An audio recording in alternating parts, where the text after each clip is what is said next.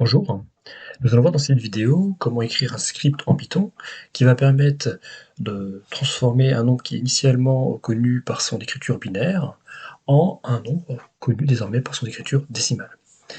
Donc pour cela, on va d'abord revoir un petit peu ce qu'on avait déjà vu sur la conversion.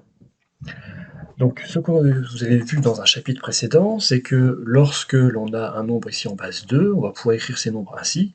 Ici, le bit de poids fort se trouve à gauche, le bit de poids faible à droite.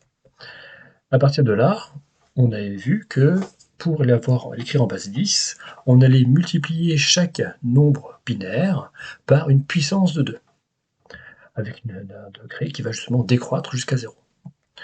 Et donc, sur un exemple, si on prend justement ce nombre binaire, on écrit d'abord les 6 chiffres de gauche à droite, en partant justement dans l'ordre. Ensuite, on rajoute des puissances de 2, par ordre croissant à partir de la gauche, de la droite, pardon, de puissance 0, de puissance 1, ainsi de suite jusqu'à le type 2 puissance 5, puisqu'on a ici 6 bits.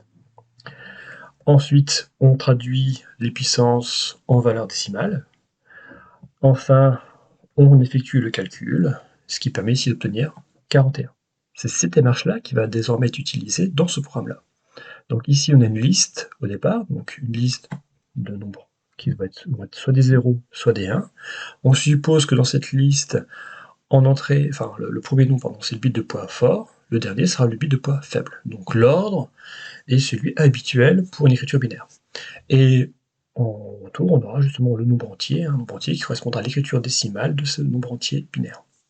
Donc on initialise justement à 0 le nombre entier qu'on va renvoyer, donc un nombre entier ici en décimale, et ensuite on va balayer justement toute la liste. Et donc on va rajouter à chaque fois la valeur du bit et par lequel on va multiplier par une puissance de 2. La puissance 2 qui correspond à l'ordre, au rang dans la liste. Et donc si on effectue ceci, on va pouvoir le tester justement sur deux exemples, ceux qui sont demandés. Donc on peut vérifier que ces deux exemples-là conviennent bien. Ici on a donc 1, donc la valeur 2 on ne la prend pas, on a 4, 8 on ne prend pas, on a 16, et ici on a 64. Et donc 64 plus 16 ça donne 80, plus 4 plus 1 ça donne bien 85. Et on peut vérifier aussi pour le suivant. Donc on voit ainsi que le programme fonctionne. Voilà pour cette vidéo, à bientôt.